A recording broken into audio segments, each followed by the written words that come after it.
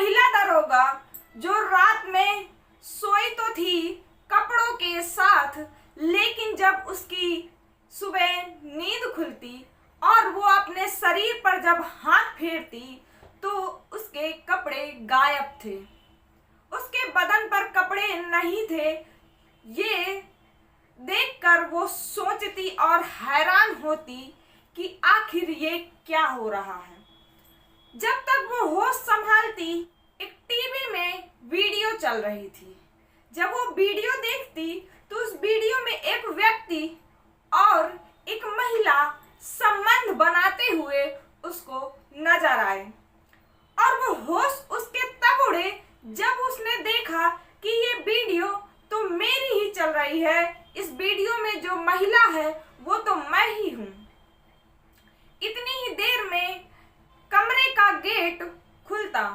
आखिर ये क्या है पूरी घटना, इसे जानने और समझने के लिए बने रहिए आप हमारे साथ। नमस्कार, मैं हूँ रागनी और आप सभी का स्वागत है आज की इस नई घटना में।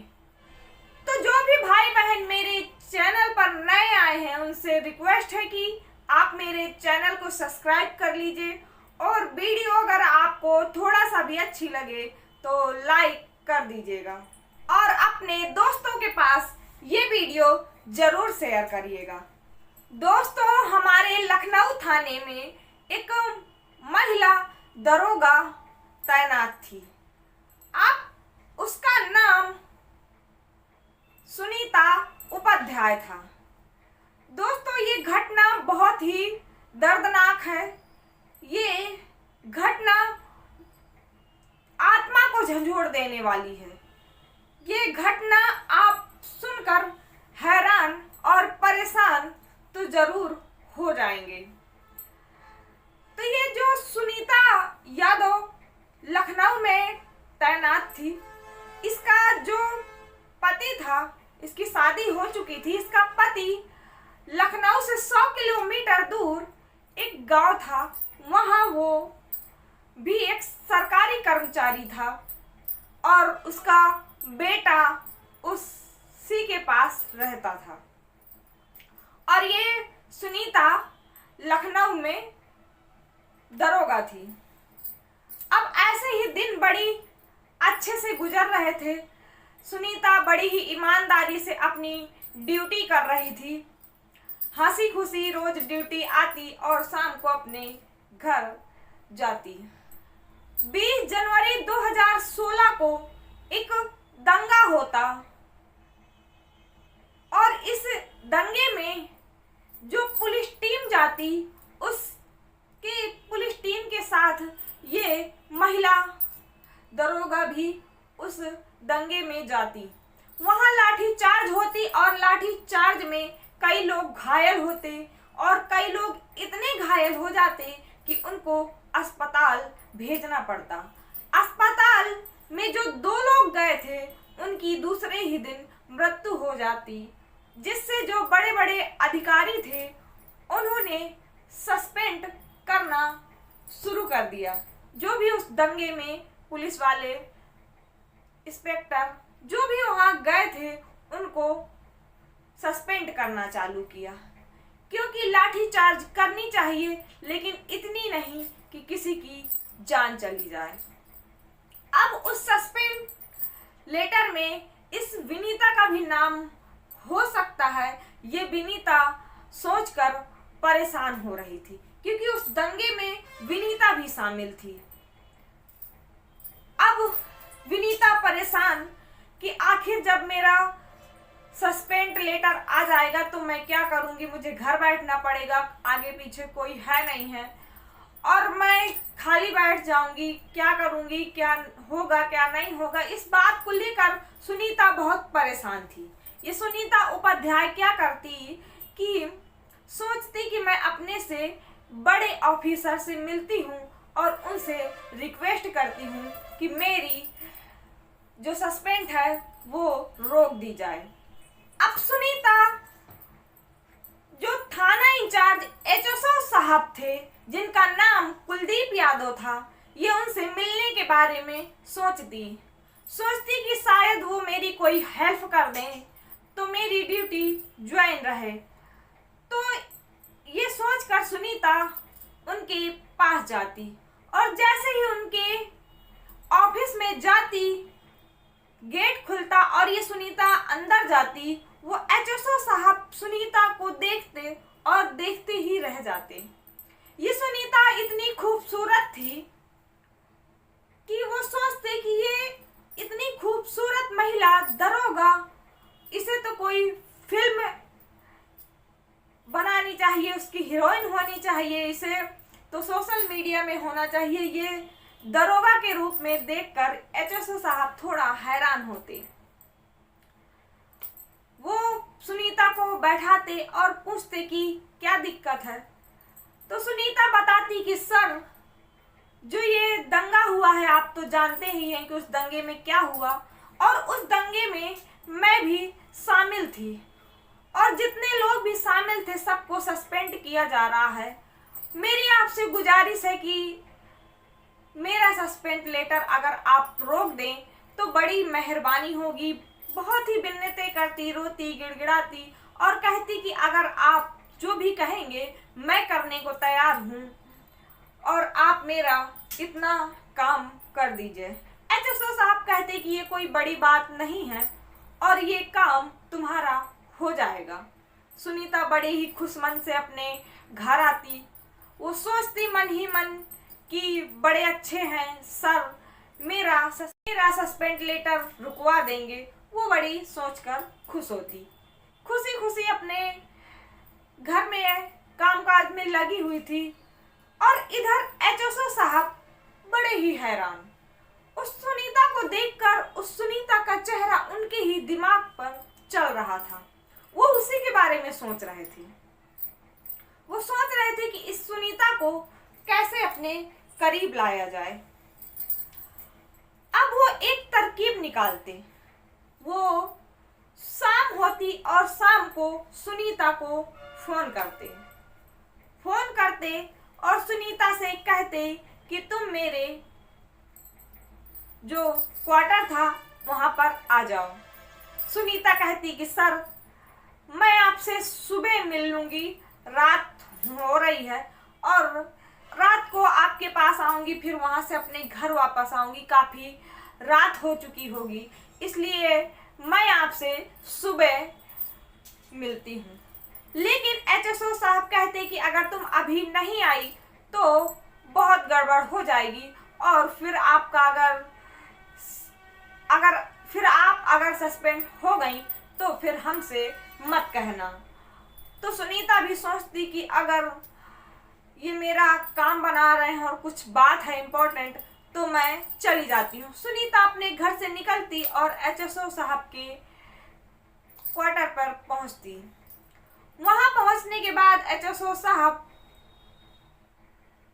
का गेट खुलता और जब वो अंदर जाती तो देखती कि जो सर है वो ड्रिंक कर रहे हैं।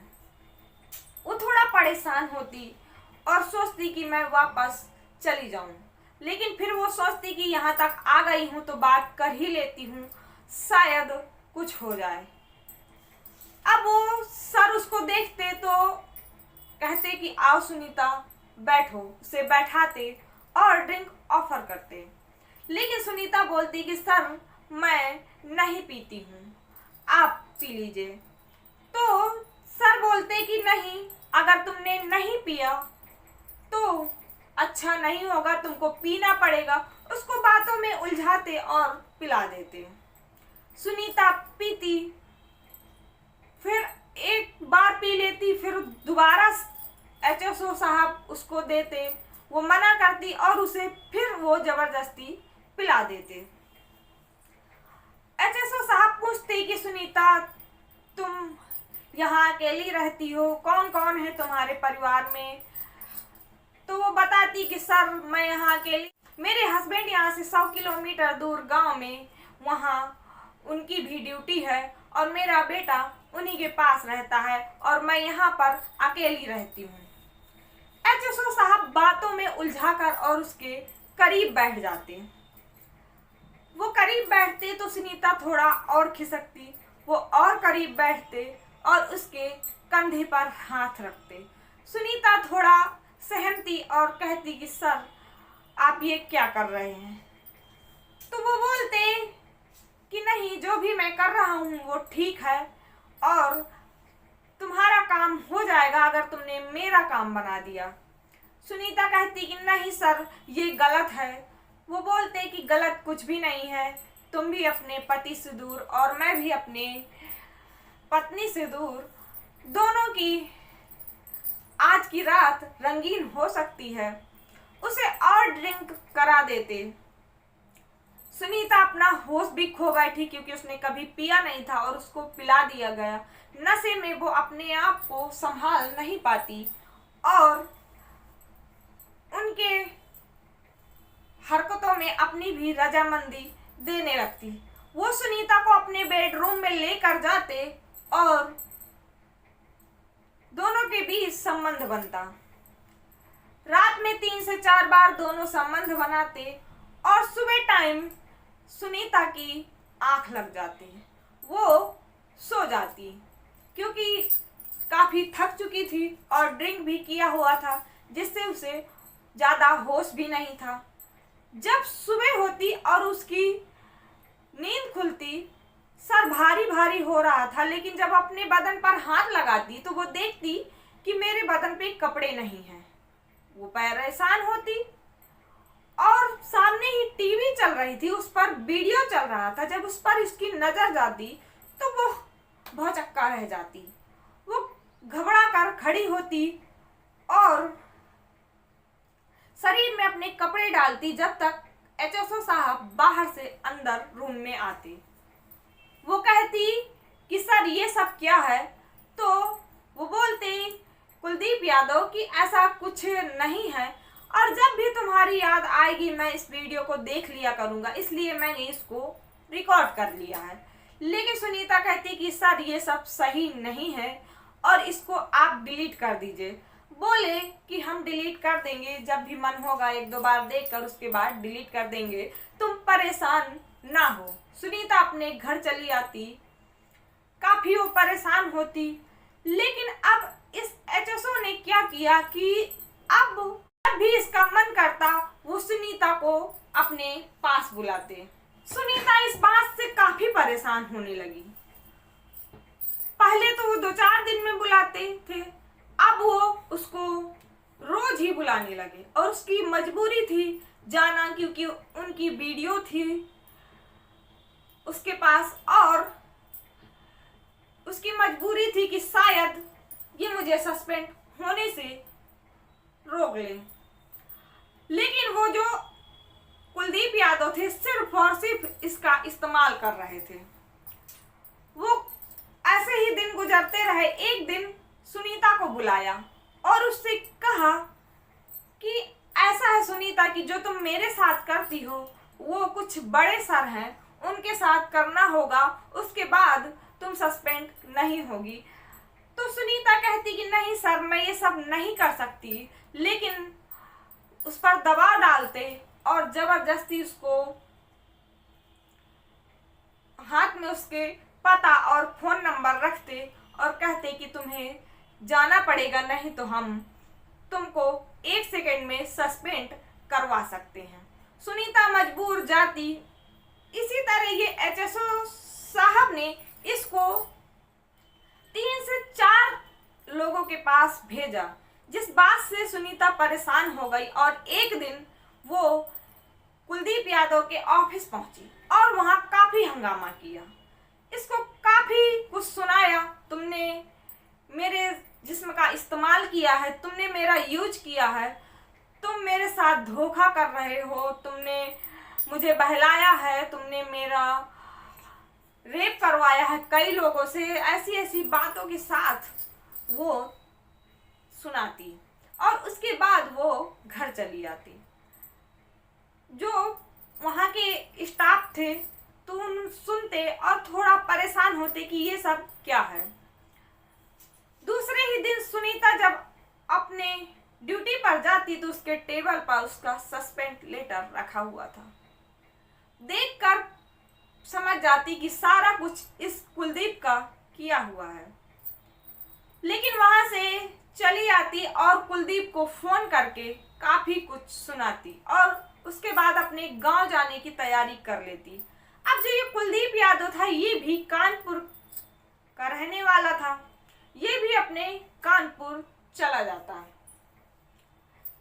सुनीता फिर दोबारा उसे फोन करती और उससे कहती कि जो तुमने किया है वो बिल्कुल ठीक नहीं किया है। तुम्हारे इस पाप की निशानी मेरे पेट में पल रही है। जिस बात को सुनकर एचएसओ थोड़ा परेशान होता और सुनीता से नरमी से बात करता और सुनीता को बहलाता फुसलाता और कहता कि तुम मेरे पास आ जाओ, कोई रास्ता निकालते हैं। सुनीता भी सोचती और वो गांव के आधे रास्ते से वो कानपुर की तरफ निकल पड़ती।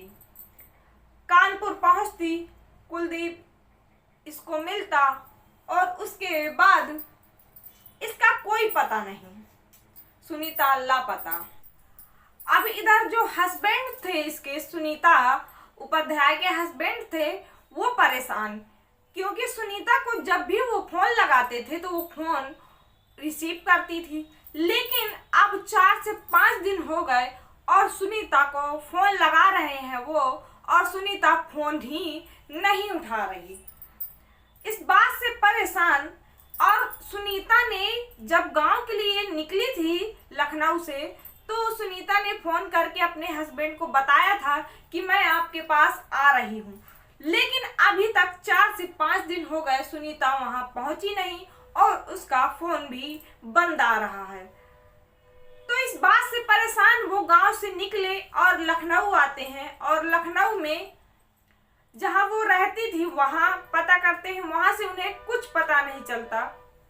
इसके बाद वो जहां ड्यूटी पर तैनात थी वहां जाते, वहां से कुछ पता करने की कोशिश करते, लेकिन वहां पर हर कोई यही बताता कि सुनीता गांव के लिए निकली थी।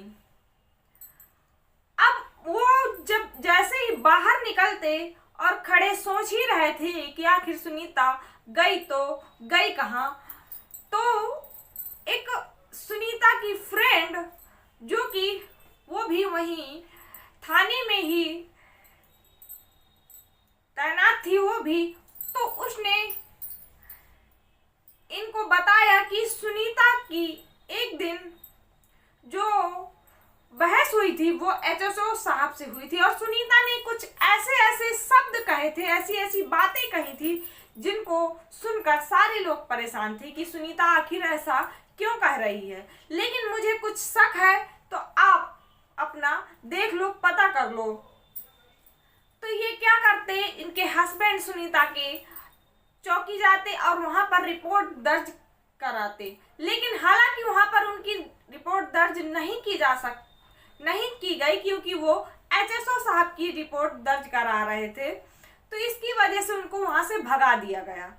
तो फिर अब वो क्या करते, उन्होंने मीडिया का सहारा लिया। वो मीडिया के पास गए, उन्होंने अपनी पूरी बात बताई, मीडिया ने दबाव डाला, तब उनकी रिपोर्ट लिखी गई और फिर एक टीम ने इस पूरी मामले की छानबीन करने के लिए निकली। वो सुनीता के बारे में छानबीन कर रहे थे। जहां पर उनका मोबाइल स्विच ऑफ हुआ वहां पर गए, मोबाइल की ढूंढने की कोशिश की। एचएसओ साहब को उठा कर लाए थाने, लेकिन वो कुछ कबूलने के लिए तैयार नहीं थे। वो कुछ नहीं बता रहे थे। वो कह रहे थे कि हमें पता ही नहीं, हम तो गांव के लिए निकल गए थे। अब पुलिस वाले को जहां पर मोबाइल स्विच ऑफ हुआ था वहां पर उनको मोबाइल मिल जाता और जब उसको ओपन करके देखा जाता तो आखिरी कॉल एक पीसीओ से आई हुई थी, जो पीसीओ कानपुर का ही था। पीसीओ को देखते और उसके आसपास कैमरे को तलाश करने की कोशिश करते, वहां एक कैमरा मिलता और कैमरे में देखते जिस डेट को वो कॉल आई थी, सुनीता जिस डेट को गायब थी, उस डेट से वो वीडियो देखते तो वहां एचएसओ साहब पीसीओ में जाते और बाहर आते हुए दिख रहे थे। उस वीडियो को एचएसओ को दिखाते, वो टूट जाते और पूरी कहानी बताते। वो बताते कि जो ये सुनीता थी वो मुझे ब्लैकमेल कर रही थी।